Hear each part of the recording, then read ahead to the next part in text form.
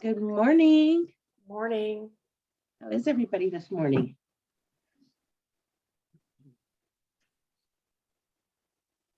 So Bill's going to be on in just a minute or two, but in the meantime, who had something happen over the weekend that they'd like to talk about? I had someone call me for the first time, which was Yeah. nice. Just from like a card I'd given out. So What kind of a call was it? Huh? What kind of a call was it? Come listen here, come help me buy. She wanted to talk about looking for a place out in Cobb County. So I set an appointment at the office for Tuesday. That's fantastic.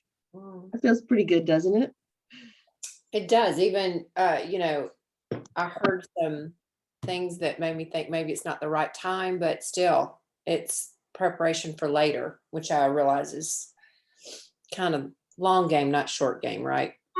Well, you know, the good thing is that you start stacking so that you have things happening right now, and then you have things coming up, and then you have things coming up later than that, and then you have things next year, and before you know it, you've stacked your months so that you have closings every month, and you don't have that emotional roller coaster of closing, no closing, no closing, and no closing. So that's excellent. So was this a card that you gave out at a door knock, or was it a card you gave out just in general? I don't even remember unfortunately, I don't remember the girl because I give out a lot of cards. I mean, I talk to everybody and I don't have the best memory until I develop a relationship with you. And, but I said, may I ask who referred you to me? And she said, you gave me your card. And I said, oh, outstanding. When would you like to? I mean, like, I just kind of rolled on through. I remember the name, but I don't recollect her face and I don't recollect where, but I'm sure when I see her face, that will come back to me.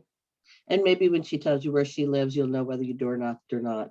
Yeah. Well, if it's a door knock, I would have it in my database because I have their address already. Oh, yeah. And I'll put them in there. Okay, that makes sense. That's excellent. Good job. So I just want to say, handing out your cards, not being a secret agent, that's kind of a big deal.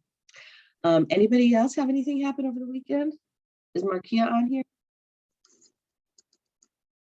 I don't see her this morning. She got like 3 appointments or something. How did she do that? What buyer appointments? I don't know. Sometimes she's on when she's driving to work. So I wish she was on this morning so we could ask her, but that's fantastic. Yeah. Yeah. Anybody else?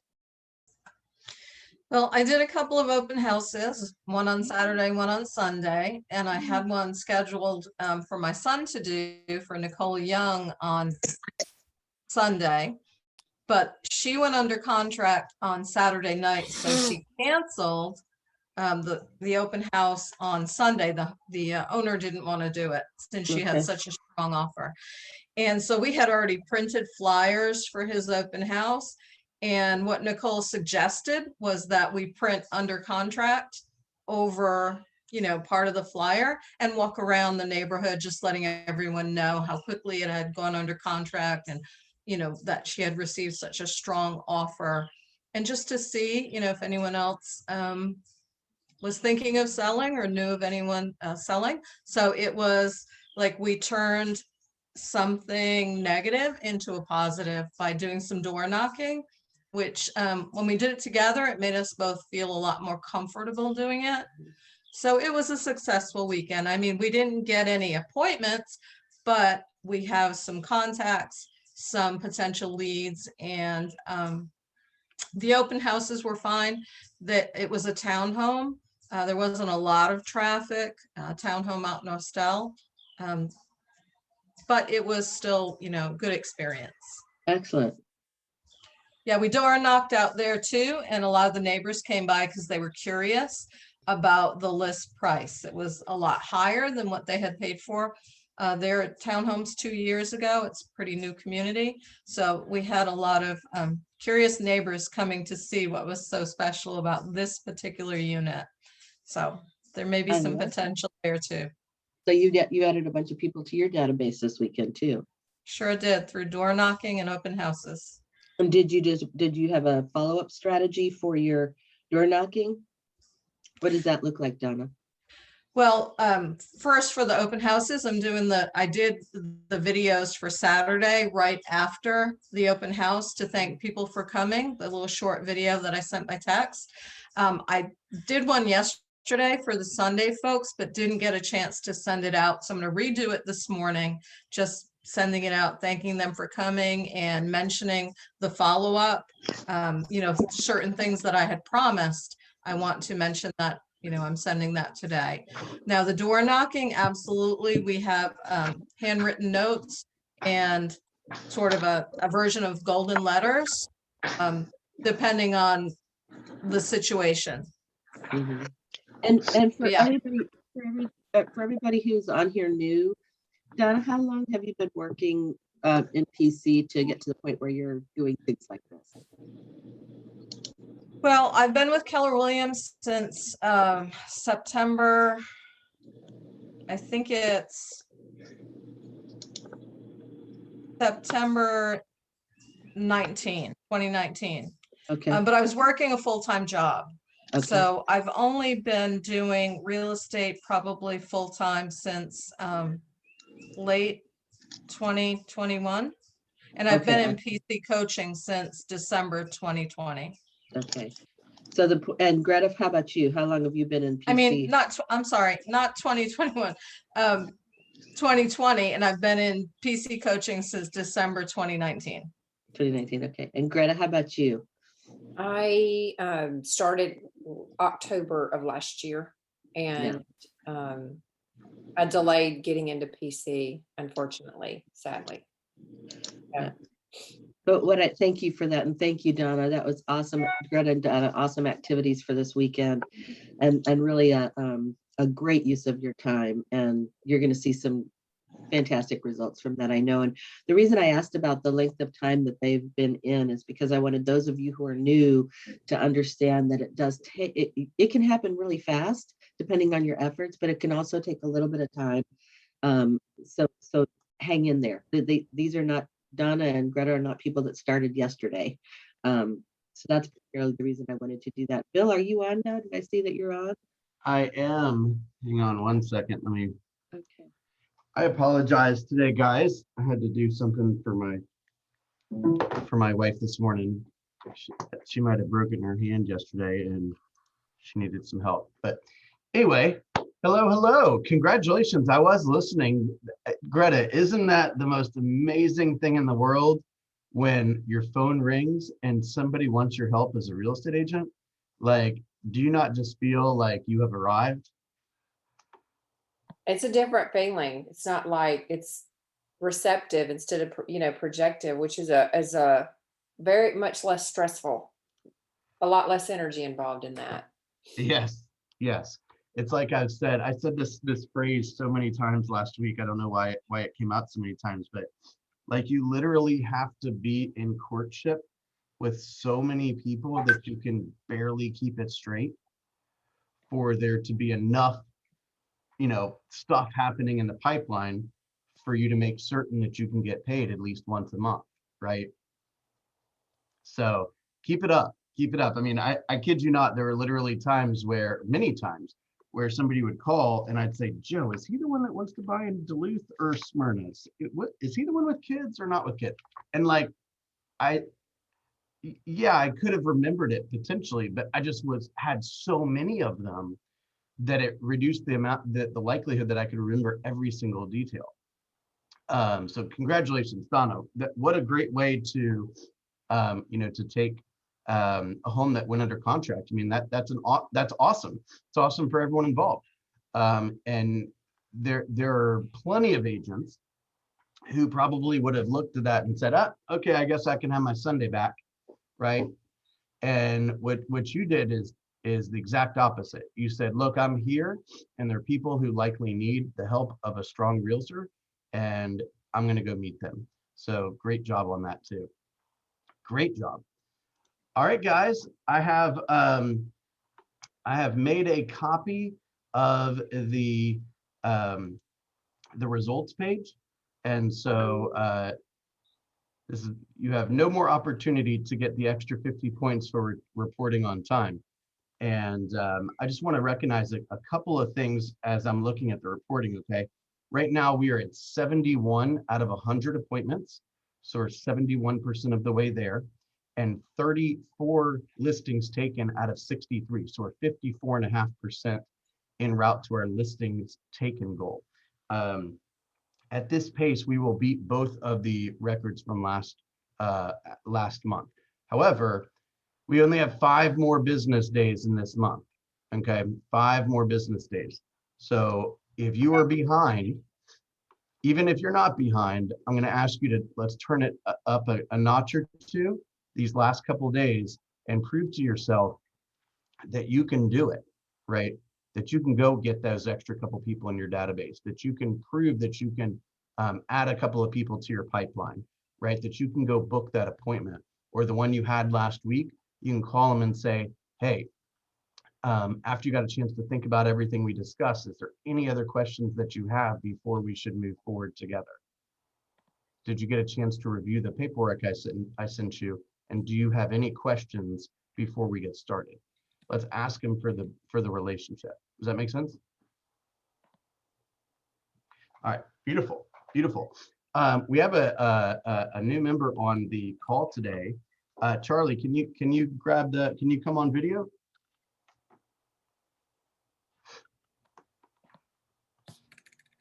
Charlie? Where is he? Oh, there we go. All right, guys. What's going on, guys? This is Charlie Mason. How's it going? Charlie, I've been courting this dude for like years. Okay, years. And finally, probably what, probably 2 years ago, you came to the Market Center, right? Almost, just about, yeah. A little bit under 2 years. A little bit under 2 years.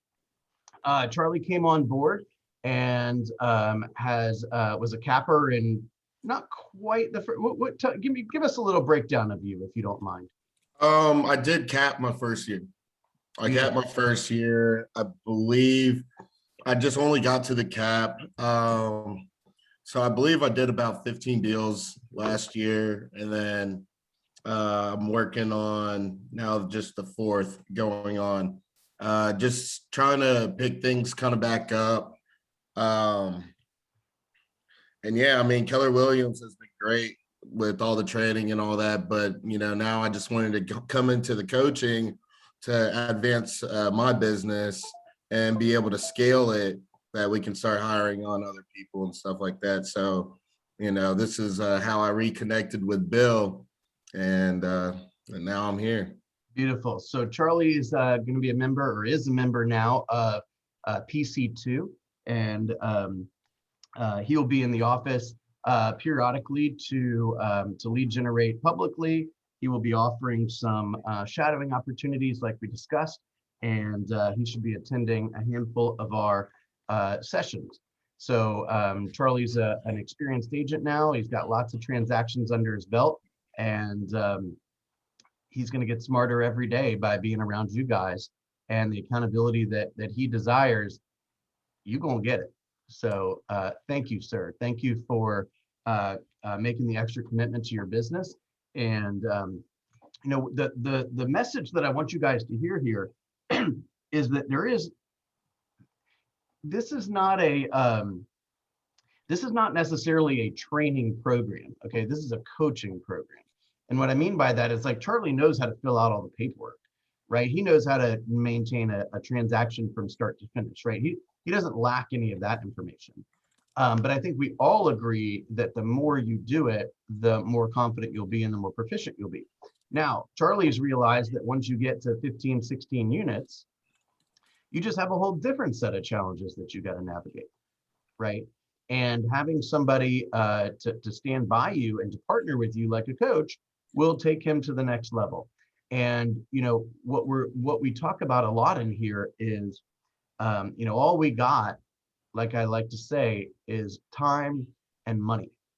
And the more you develop your skill around time, and the more you develop your skill around money, you'll be closer and closer to the life worth living, right? The life by design that we talk about. So I just want to publicly congratulate you on your commitment to your business and taking it to the next step. And you guys will really enjoy getting to know Charlie and learning from his experience. And welcome today, sir. Thank you for being here. Appreciate it, guys. Thank you. Hey, Charlie, welcome. And so glad to meet you. And Bill, I was going to ask if you would just explain the difference between launch and growth and PC2. Yes, For those who don't know. I'm so glad you brought that up. I'd like to try to create a little bit of, I kind of want to bring back this idea a little bit, okay? And the reason why is because I want to create an approach, and I want to teach the concepts that you guys need to learn at the stage that you're at, right? So the idea that we've had since the very beginning is a launch is 0 to 3 units. You're basically new, right? You're trying to figure out like what's the buyer and seller process, like what's the deal with the paperwork, how does the technology work, like what do I need to study, what do I need to learn, what the priorities are, what's my plan, etc. The basic stuff, okay? During the launch process, we have a launch mastermind each week. This week and most weeks it is Friday from 12 to 1, and that is in Candace's room, 12 to 1 Friday. That's launch. And what we do is we come up with a topic every single week that Candace is going to focus on, okay? Now, the other thing that we do for launch agents is we offer an opportunity for you to earn a one-on-one weekly meeting with Candace. Candace's got a handful of slots available on Monday and Tuesday for those agents that have earned the right to have that one-on-one. And the list of what you have to do to earn it was sent out yesterday on the email. Very simply, it's 100 people in your database, reporting your numbers on time, understanding and knowing kind of the big numbers from the economic model. And what else is it, Candace? Do you recall right off the top of your head?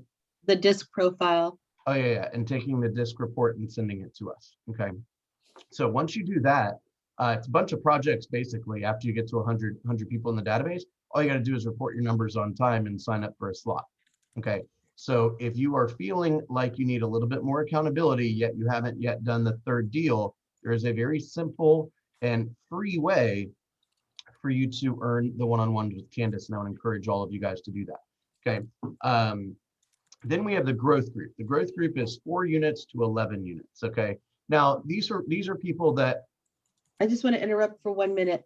For those of you who don't understand what a one-on-one might do, it's where we can really dive into what you are focused on and take real clear steps for you to move your goals forward. And it's not some big overview. It's really granular down in the details. So it's a valuable use of your time and probably something that you won't get anywhere else. That's all I wanted to say. Thanks, Bill. No, I'm glad you interrupted because, well, I don't want to call it interrupted. I'm glad you chimed in, right? And you know, the thought that just came into my mind, Candace, can I put you on the spot for a second? Sure. Okay, here's what we're gonna do, guys. Candace is gonna send me her goals for this week, okay? And she's gonna execute on all of those goals.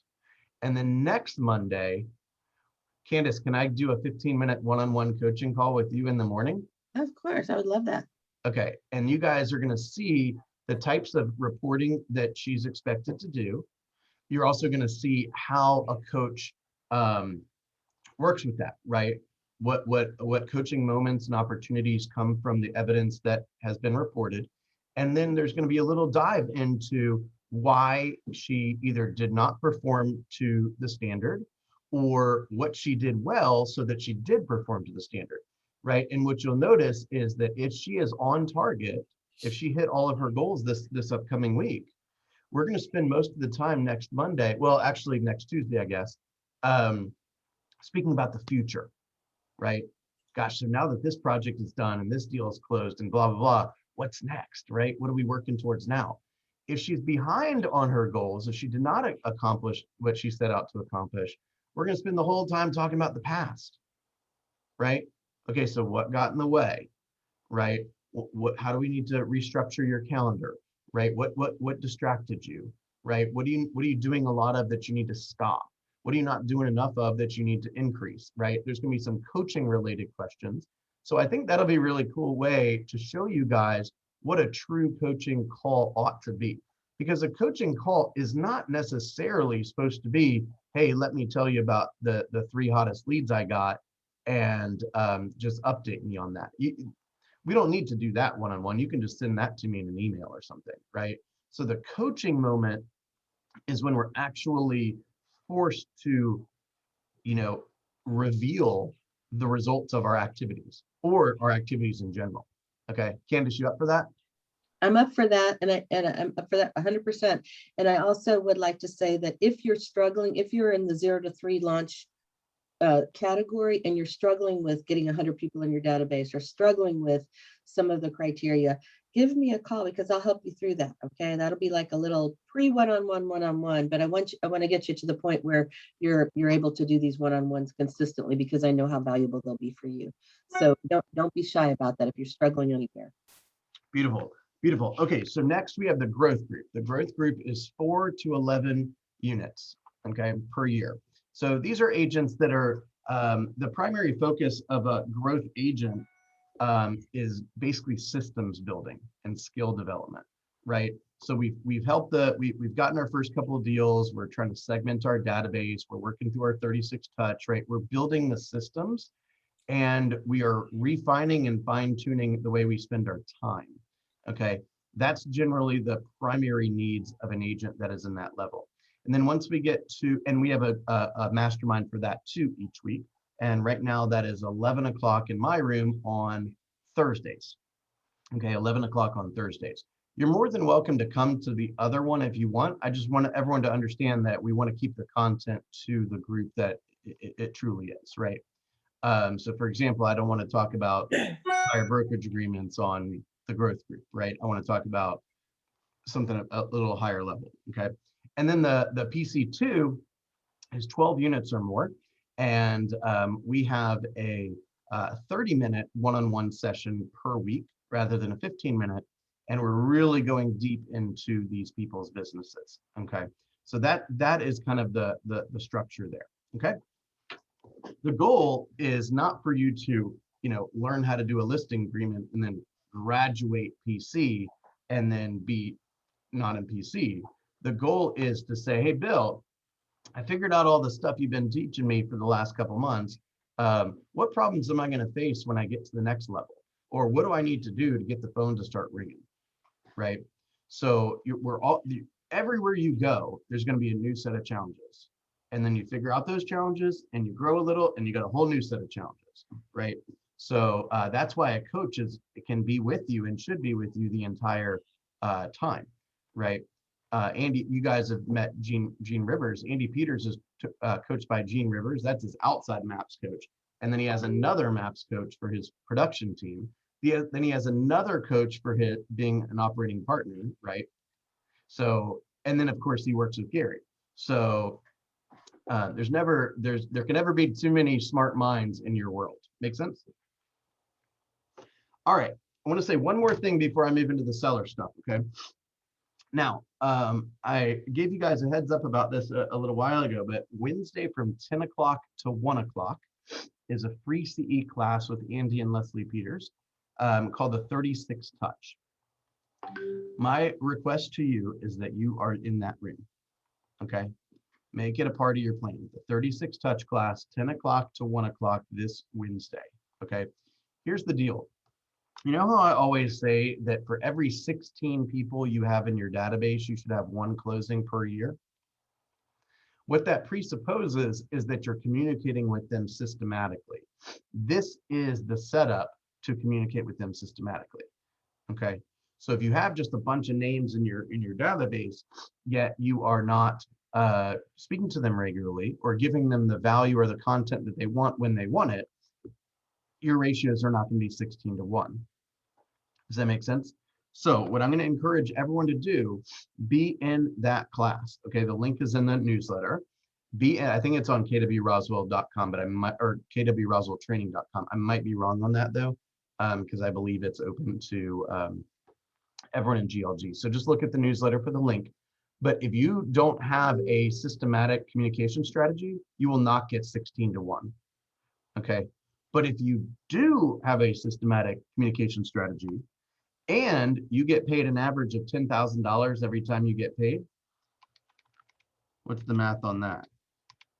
Right? The math on that is that every single person you add to your database and then put it into this systematic strategy of communication, that person should be worth $625 per year. So if that doesn't change the way the pace at which you grow your database, I'm not exactly sure what to tell you. Is that fair? Beautiful. Okay. All right, let's move on to sellers for a second. Okay, so what Candace and I have in mind for this week is kind of a seller A to Z. Okay, we're going to cover everything that happens, like I got a call, what now, until you get paid, and then you do the follow-up stuff after the closing. Okay, so the only interruption is I got an opportunity. Sam came by the office Friday, and every time Sam comes to the office, I get him to come and speak to you guys. So he's going to be on the call Wednesday morning's huddle, just to kind of be like a, he'll have some content training and that kind of stuff. But he'll be here to help us with some command stuff and some technology stuff. And you'll get a chance to get to know him a little bit better. So that's Wednesday morning's call. Okay, so here's the deal with sellers, okay? We got to understand that we need to be ready to have a intelligent, purposeful, intentional conversation with a seller at all times, okay, at all times.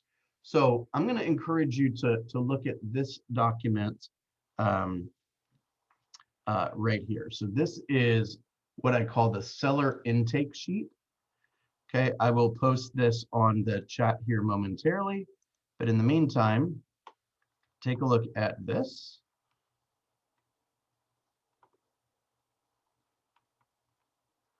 Okay, so what I have done here, this is a, actually, let me do it the other way.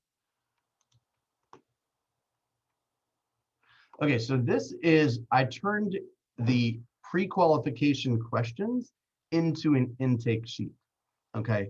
So what I think would be a great idea for you guys is for you to print out a stack of these, because you never know when a conversation is going to turn into, go from a, how's the family, how the kids, how's work, blah, blah, blah, to, oh, I think I might have a listing appointment here, right? Or, oh my gosh, this person may have an interest in selling and I can potentially help them, right? So you never know when that's going to come. And so you want to be ready for that, okay? So here are some questions that you should be aware of, okay? And you should have essentially memorized.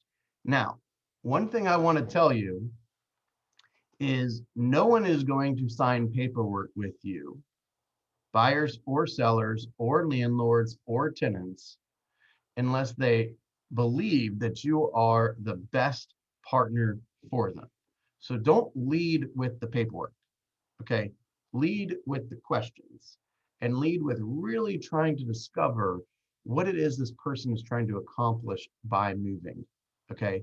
Is it to be closer to friends or family? Is it to get, are they running towards something? Are they running away from something?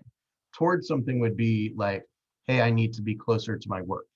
Running away from something would be, hey, my kid's getting bullied in this particular school, so I don't want to live here anymore, right? So I need to live in a different school district so I can send my kid to a different school. Does that make sense? So the more that somebody talks, first of all, the more they're going to like you, because people just like talking. And secondly, the more you're going to learn about their certain situation so that you can deliver the very specific responses that you need to deliver, okay? So the way that this is structured is it's really structured as a list of questions that you would ask somebody at the end of kind of the, like basically once you've set the appointment, but you can also use these prior to the appointment setting as well, okay? So before I come out, I need to get a little information from you so I can do my homework. Do you have just a couple of moments, right? So you also always want to be respectful of their time. You always want to, when you say something like, I need to get a little information for you so I can do my homework, I want you to put, that's like one way to handle it. The way most agents will handle this is they'll book the appointment and they'll say, okay, I see you at 1 o'clock on Thursday. And they'll show up and they won't do anything in particular to prepare for that person's situation. They might pull some comps or something like that, but it's not going to be unique to that person. So understand that when you say stuff like, I'd like to spend some time preparing, you're differentiating yourself from the agent that doesn't bother to ask that or to say that. Does that make sense? Okay, so when we get together, by the way, all the little dots, that's a very slight pause.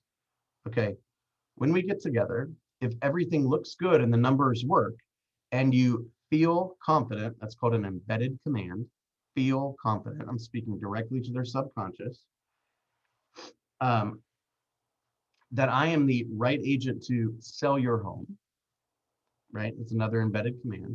Are you planning to hire me when we meet? It's a little bit of a presumptive close, okay? You're just trying to test the waters a little bit. If they say yes, terrific. If they say no, just keep moving on, no big deal, okay? Are you interviewing any other agents or am I the only one? Okay, when you sell this home, where will you be moving to? I'm going to be moving to California to be with my grandkids. Fantastic. Okay, what's taking you there? Or these are kind of these questions together, right? I'm going to move to California. Okay, next question. What's taking you there? Right, moving's a lot of hard work. What's got that on your radar? Oh, my grandkids live in California. Beautiful. So how soon would you like to be in California? You're doing a little, you're not only asking the question because you want to understand the timing, but you're doing what's called future pacing, which is you're encouraging them, you're basically forcing them to put themselves in California and feel the way they will feel when they're there. And they're feeling it with you, which is a psychological technique, okay? So how soon would you like to be there? I'd like to be there by the school district, sorry, the school starting for the fall. Okay, wonderful. This question number 7, not so relevant anymore. Okay, if we could, we used to say this, you know, if we could, gosh, if we could sell your home in less than 30 days, would that be a problem? Like now it's like, hey, if we could sell your home in less than 30 minutes, like, would that be okay? Right, so I'd skip probably question number 7, okay? What would happen if your home didn't sell? Well, it's got to sell because I can't have 2 mortgages and it's got to sell. Okay, now you know that they're not just like testing the market. They got to sell this thing, right? Okay, what price are you thinking you would like to list your home for realistically? You want to add in realistically so they don't just say, hey, the last one sold for 325, so I'm thinking 4, right? That's not really realistic, right? So we want to test the waters on how they're feeling about the market, right? Of course, I research the market every day. So obviously we'll make sure we list your home. That's another embedded command at a price that will get it sold, correct? Right? So you're basically, that's a very kind of nuanced way of saying that if the person you're speaking to isn't researching the market daily, they probably aren't going to be able to set up a great price, like Zillow, for example. Make sense? Well, Zillow said it was 425. Oh, wonderful. Is Zillow submit an offer yet? Is Zillow buying your home? Oh, they haven't submitted an offer yet? Oh, well, let's see what they say. Let's see what they'll buy it for. Oh, well, Zillow sent an offer for 345. Oh, so Zillow is willing to buy it for 325. I get it. Okay. Okay. So what do you see as your bottom dollar price? Again, you're just kind of testing the waters a bit. Okay. How much do you owe on the property? And what's your current interest rate? Okay. Have you thought about trying to sell it by owner? You could even you could use a little language patterns in there too and say, gosh, have you ever thought of selling it like by owner? right? Like a little upswing at the end, create some curiosity, almost create some like, you wouldn't dare do that, right? Right? That's the kind of question that's going to help you determine if you're going to have to prepare your commission defense language, right? They're like, yeah, the last 7 homes we've sold for sale by owner. I'm not even sure why I'm really talking to you. Say, okay, well, I guess I better prepare that, I guess I better practice that response, right? But if they say, oh, no, we're definitely not selling it for sale by owner. We know what a realtor does. We know how hard they work. Okay, great. Now it's a whole different ball game. Make sense? Okay. Will you briefly tell me about your home? I didn't say, will you tell me every dollar you've spent on your home for the last 25 years? I said, will you briefly tell me about your home, right? I don't care if you switch the knobs out. Sorry, I'm being a little sarcastic today. This is probably my favorite question of all, okay? How would you rate the condition of your home from 1 to 10, 10 being like brand new, right? And they say, I'm an 8. Great. What would it take to make it a 10? And they'll say, oh, to make it a 10, I'd have to repair the fence in the back, and we'd have to paint the exterior, and we really need to, change out the flooring in the guest room, and the chimney's not, or the fireplace isn't working, or the wallpaper in the bathroom would probably need to come down. Okay, great. So now they've just listed all the problems. And these are the same problems that the future buyers will also take note of. And they are likely the reason why they won't get a 10 price, right? So if their home is a 10, they'll get a 10 price. If their home is a 6, they'll get a 4 price. Does that make sense? Because the buyer will walk in the door and look at a $1,000 problem and think it's a $10,000 problem. Okay. Follow that? Candace, do you want to add to that? Yeah, I wanted to add that I also like to ask them, what upgrades have you made in the last 5 years? And if they say none, then I'll say, well, what about the last 10 years? Because sometimes it'll be, oh, we put a new roof on, we put a new HVAC, we finished out one of the bathrooms, and that's just good to know. Yeah, we put in these laminate countertops in 1982 when they were brand new. It was awesome. Right? Not a good sign. Okay, love that question. Right. Besides that, is there anything else positive or negative that buyers might notice?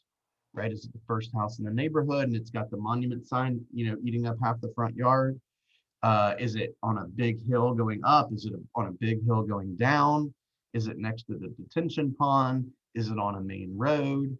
Right. I'm not saying there's anything wrong with necessarily these types of properties. I'm just saying that some people will find that objectionable. Right. And oftentimes the only way to deal with objections is to deal with the price, right? So if I say, hey, here's a $300,000 home in a $300,000 neighborhood, you say, oh my gosh, look at that steep driveway. I say, okay, well, this is a $200,000 home in a $300,000 neighborhood. Look at it. And they're like, what driveway? I'll park in the street. I don't give a damn. I'm saving $100,000. You see what I'm saying? So price will help you overcome the objections, possibly, right? If there was a huge power tower in the backyard, I don't really care what price I'm getting for it. I'm not living there. You see what I'm saying? But I have a client that bought one of those houses with over in North Decatur area that has, there's a lot of power towers over there. And I said, Patrick, what do you think about this thing? Right? As if he couldn't see it. He's like, oh, I love it. You know why I love it? He says, because I'm a cross-country runner and I can run all over town right from my backyard and all the paths are clear. I'm like, all right, there's a house for everyone out there, y'all. Okay, specifically, what are the main questions you have in choosing the right agent? Another very important question, right? So they say, I'm going to be asking the agents for very detailed versions of their marketing plan.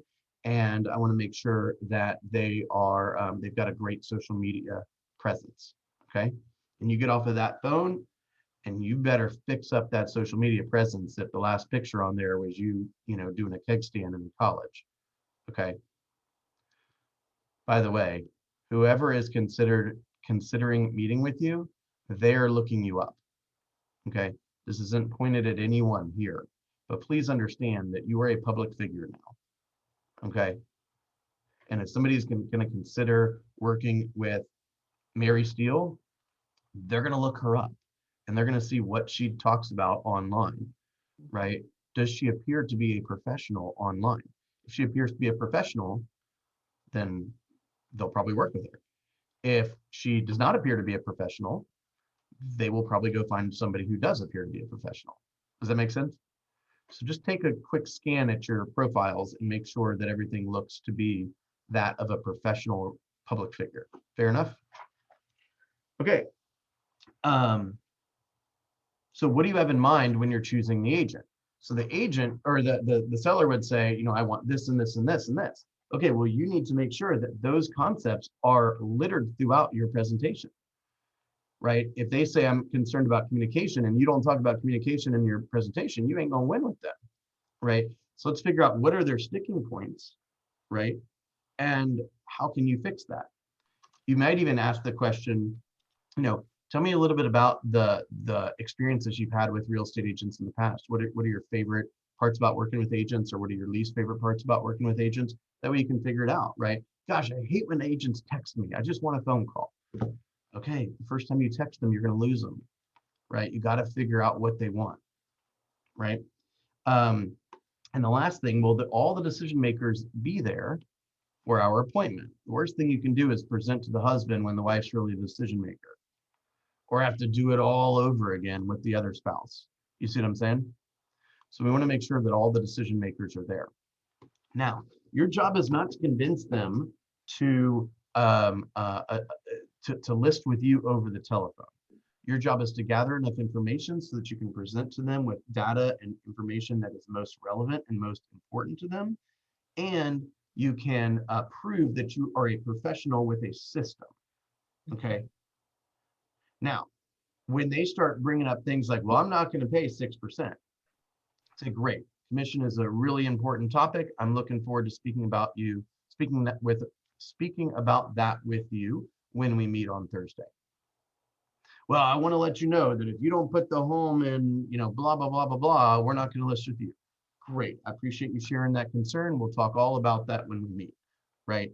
Don't handle objections over the telephone. Get the appointment and go on the appointment. Fair? Yep.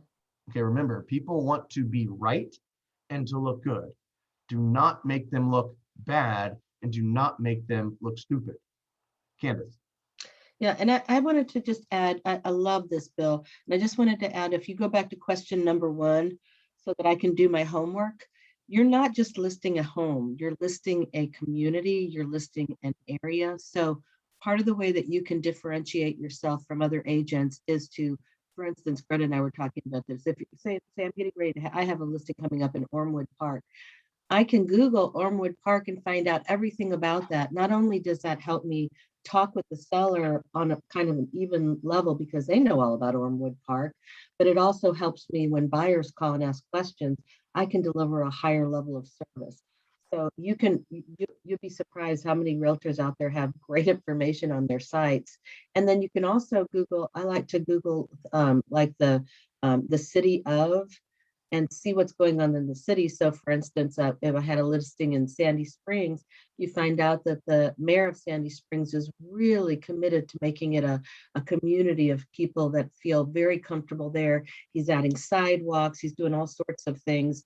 So having that level of expertise about an area when you're getting ready to list a home is I just think it's a differentiator. I totally agree with that. And honestly, it's probably even more important in town. Like Wormwood Park, dude, the people that live there love it, right? Like that is like part of their personality. Like that is them. I mean, they're very proud of that, right? I'm not saying there's anything wrong with that. I'm just saying people are like, you know, if they like Kirkwood, it's because they like Kirkwood better than Reynoldstown. Or if they like Reynoldstown, it's because they like Reynoldstown better than Kirkwood, right? So like some of these in-town communities are even more so unique with respect to kind of the cultures and the restaurants and the shopping and, you know, and all these kind of things. So great point, Candace. And you can do the same with a neighborhood like Fieldstone or Avalon or any of the Vickery, any of the neighborhoods. I'm sorry, I pass coming every day, so I see all these neighborhoods. But anything you can also find out about the neighborhood as well, and that's a huge thing for you. So one thing that let's kind of go back to the very beginning here is I also want to stress one other topic, which is our people are not hiring us. Let me just say it the other way. Our people are hiring us to get the job done. They're not hiring us to be like their new best friend. Okay. They want the job done. And one of the things that will kind of separate you from somebody who's not as intentional about this is you want to make sure that everybody knows that this is a professional appointment, right? I would encourage you not to have your listing appointment with your old like sorority sister over drinks. Like, make it a professional setting, make it a professional appointment, right? Everyone that participates should understand that that was an appointment, right? It's a needs analysis. And we'll get into the listing presentation later this week. But you got to do a needs analysis and a close, right? And you want to make sure that like, just because it's your friend, that you don't just like be casual around it, right? They still need to understand why contracts are important. They still need to understand what the brokerage agreements are. They still need to understand the stats of the marketplace and how to be successful. They still need to understand what you do to earn your money. I told you this the other day. I helped a buddy buy a home not so long ago, and he came to me and he actually had the home. He had already made contact with the owner, and he says, "I need you to represent me, right? To put this all together." So we put it together. We negotiated the deal in like a couple hours, and he's like, "Man, that was a fast $7,000 you just made." And what he was telling me is, he was telling me he didn't think I earned it. You see what I'm saying? So we need to make sure that we even maybe take it up a notch for those that we're really close with, rather than take it down a notch. Nobody wants like the inferior experience because you happen to know them. Does that make sense? Okay, so I put it in this format because this is not only an intake sheet. Intake sheet, what I mean is, name, email, cell phone number, address, details on their family, any of that kind of stuff that you could then put into the database. What I would do with these is I'd fill them out and then I'd take a picture of it, or I'd stick it in the scanner and my assistant would see it and she knew it, I'd put a little code on there. Okay, these are the tags I want, and this is the group I want it in, blah, blah, blah. And she'd see it and she'd pull it off. And the next thing I knew, it's in the database exactly like I want it to be, right? And then I can quickly glance through this when I am preparing for the appointment. And the appointment itself, you're going to restate a lot of these things. Make sense? Now, there's one other thing here is,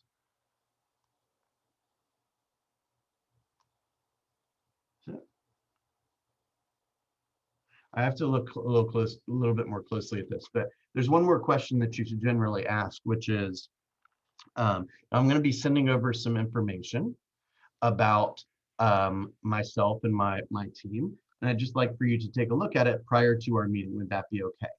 Right? And that is a document called the pre-listing package. Okay, so I'm going to send this to you guys right now, so you guys can just take a closer look at what it entails. This is an example from a woman named Vichay Chevalier, I think is the way you pronounce her name. She's a mega agent out of Houston, I believe, and I think she has an expansion team in Orlando or something. She's a bold coach and a bunch of other things. This is her listing, what she calls listing proposal. It's essentially a pre-listing package. And this is very similar to what you would find on command, okay? This is essentially,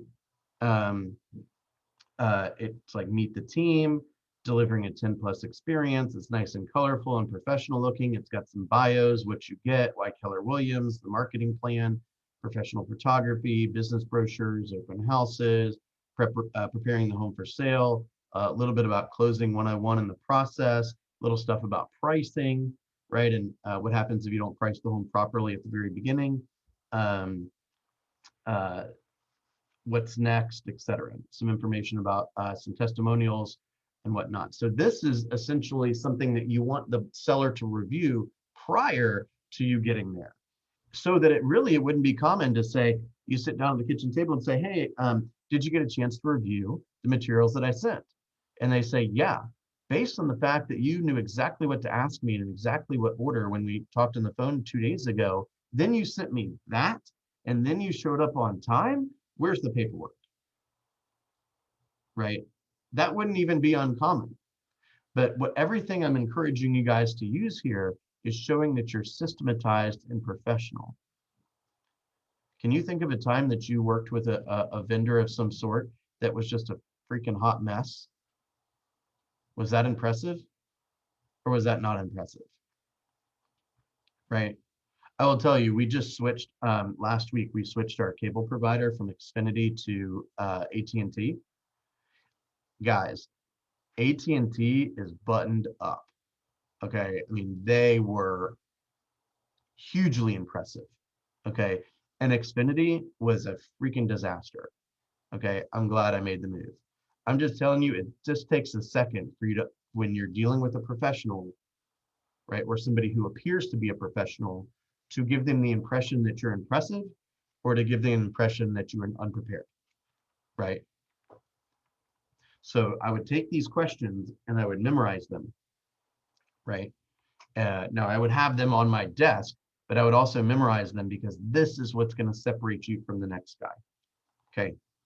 At the end of the day, if you're not very, very clear on the seller's motivation, you will not be able to help them well. You've got to understand why they're making this move, right? And I always love the line of, there's a lot of information out there and a lot of misinformation out there.